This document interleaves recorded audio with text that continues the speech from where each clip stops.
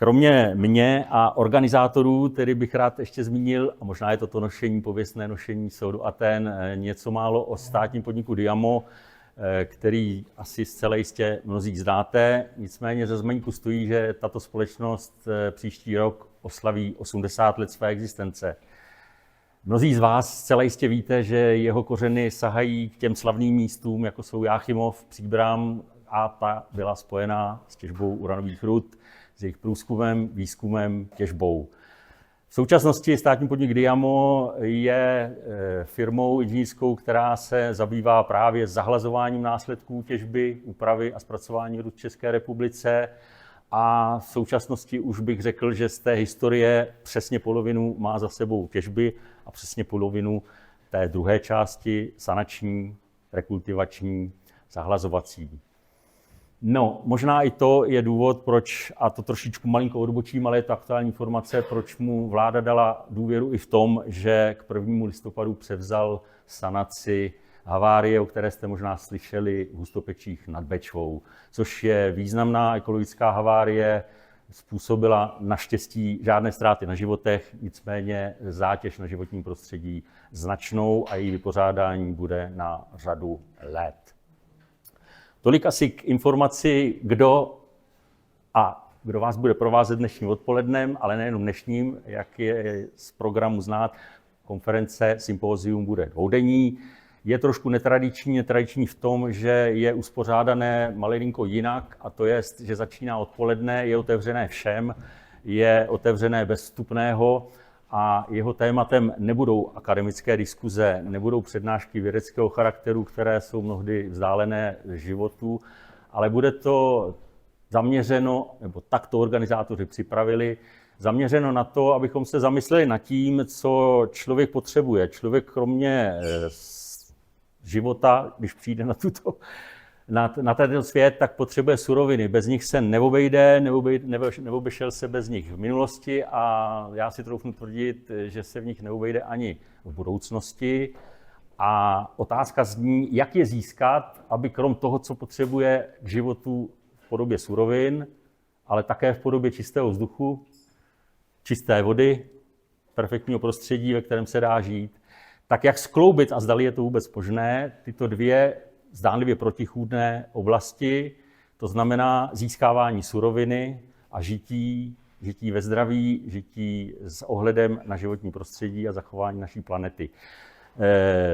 Zní to možná až příliš filozoficky, ale nicméně ta témata, která tu chceme otevřít, jsou právě proto, abychom se nad tím zamysleli. Zamysleli se nad tím, zda je možná ta koexistence získávání surovin a na jedné straně a na druhé straně zachování životního prostředí, chování se ohleduplně k němu.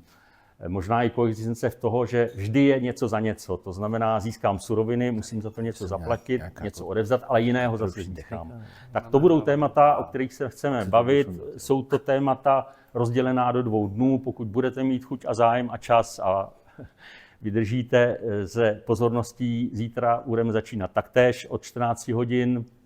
Celý program je koncipován tak, že je rozdělen na blok přednáškový. Samozřejmě na to, aby jsme nabrali sil a dostali jste se trochu zase do energie, tak budou tam 2 přednášky mezi těmi jednotlivými bloky přednáškovými a to podstatné, diskuze a to, o čem chceme diskutovat, bychom si nechali až na závěr všech těch odeznělých přednášek, příspěvků, které jsou připraveny. Příspěvky nejsou dlouhé, věřím, že pozornost udržíte, i si zapamatujete to, na co se budete chtít zeptat a ten čas, abychom teda dodrželi, tak je to řádově vždycky 15 minut na prezentaci a pak další přednáška. Platí to samozřejmě pro přednášející, který tímto prosím, aby teda vím a sám sleduji čas, abych nepřetáhl svoji 15-minutovou úvodní řeč a mohli jsme teda navázat přednáškou další a potom na závěr, jak už jsem řekl, plánováno je to na 18. hodinu, že bychom tedy otevřeli diskuzi k 1. dnu a obdobný program a scénář je připraven na zítřejší den. Takže tolik asi na úvod.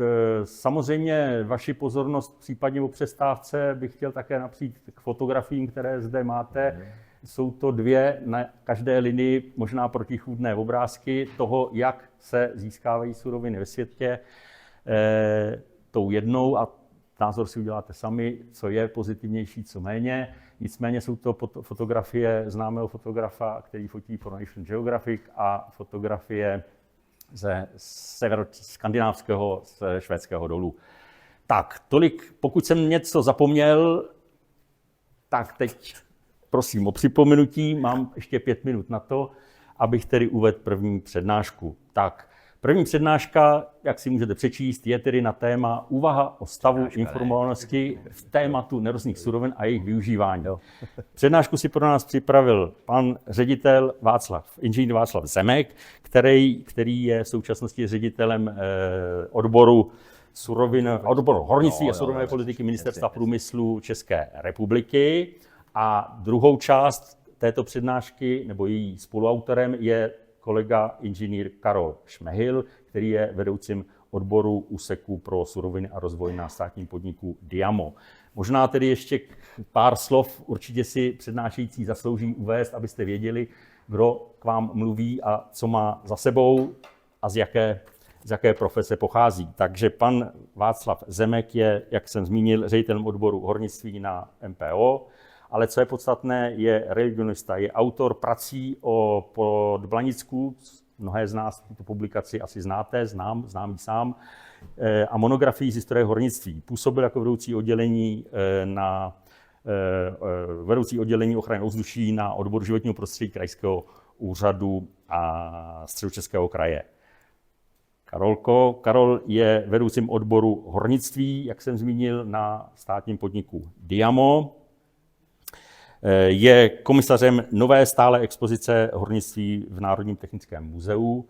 Je spoluautorem naučné stezky Břidlice hřebeckých důlních stezek.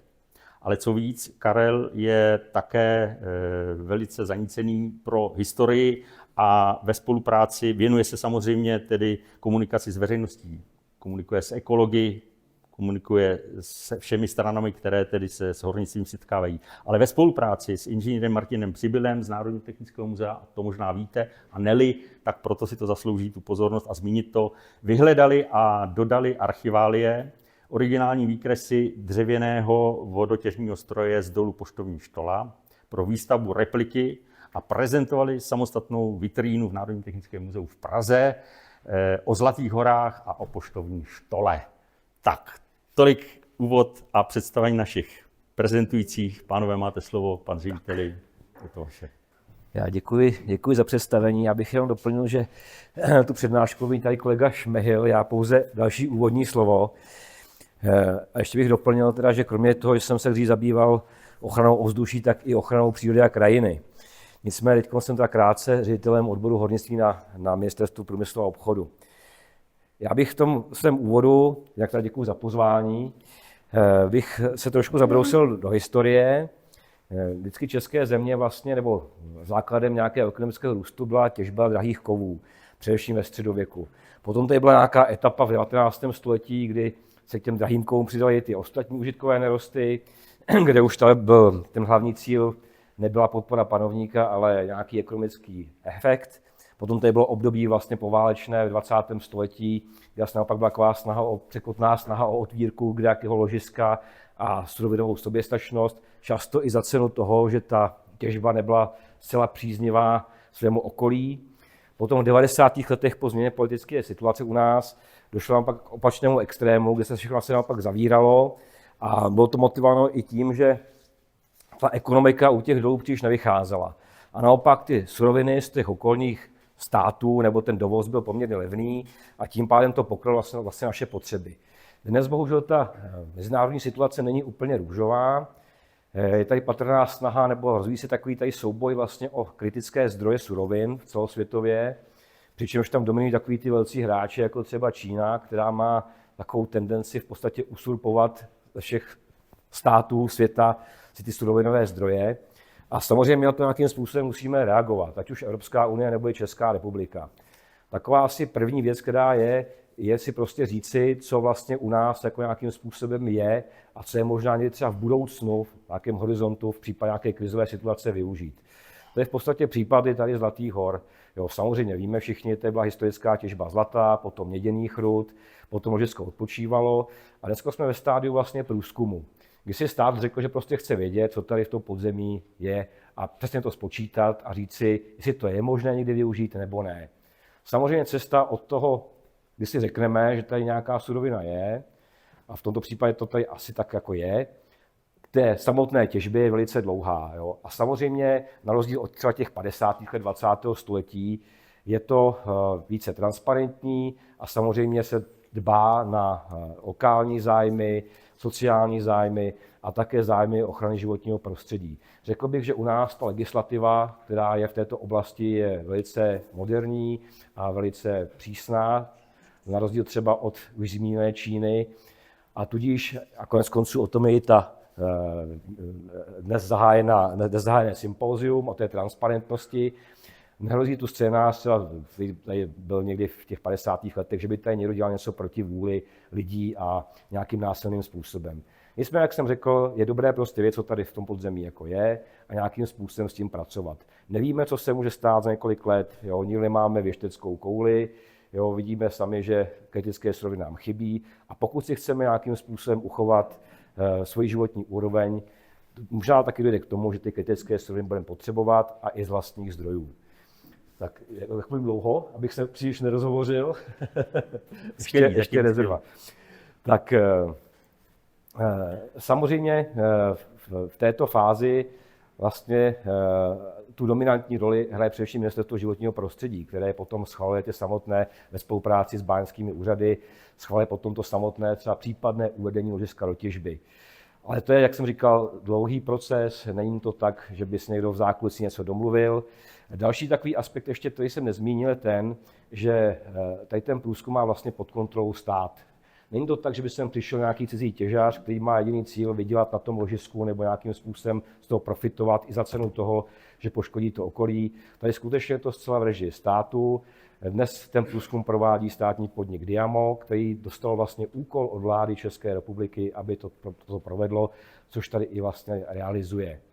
Tak abych nemluvil jenom já a dostal se na ostatní, já bych tímto ukončil svou krátkou vsuvku. Ještě jednou děkuji za pozvání a předal bych slovo dalším přednášejícím. Díky.